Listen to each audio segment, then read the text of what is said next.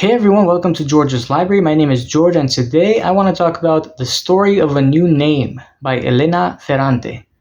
After a long break, I took the second novel in Elena Ferrante's Neapolitan series and decided to read and continue the story of our two protagonists, Lila and Lenu. If, like me, you took a long break between novels, do not worry. Stylistically, the narrator is making sure at the beginning of the book that you catch up with all the events in the previous book. The story begins exactly where the first one ends, Lila's wedding. In my opinion, the first act of the novel was the weakest one. I had a hard time getting back into it. The pacing felt out of focus and slightly dragging its narrative, up to a point where I even considered giving up on the read. Thank goodness I didn't, because it's a hell of a ride and it's worth pushing through. The entire episode of Lila learning how to manage the grocery store and the manipulation around her wedding picture was uninteresting to me.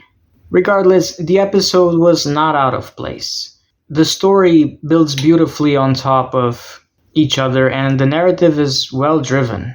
It was only in the second act, when the main characters move to Ischia, that the story started being more focused and more interesting to me. The drama is constructed beautifully and it grasps my full attention at this point, and pretty much the entire novel is focused around the summer in Ischia. The third act builds up nicely on top of the second one and shows the consequences of the events happening in Ischia. The reason it worked better for me is that it had a narrowing down of characters. The first act was just overwhelming with names and events and actions and politics and mixes of one character or another that may have or may have not seemed at the time so important.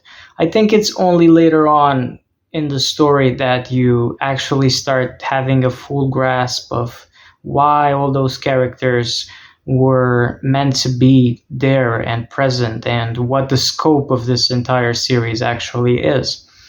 But at that point, it just felt like an unnecessary presence of names and streets and events.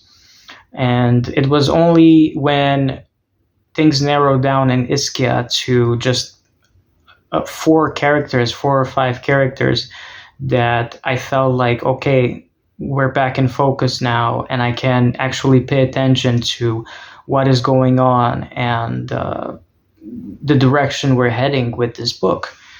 We see character development, we see the change that takes place within these characters and to these characters.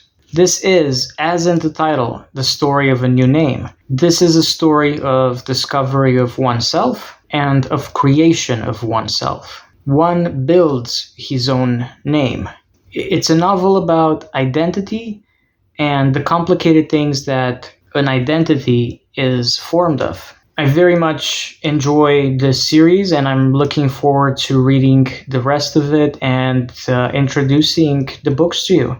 So buckle up. We still have a couple more to go, but it all just seems to be getting better and better. So let's see where we go.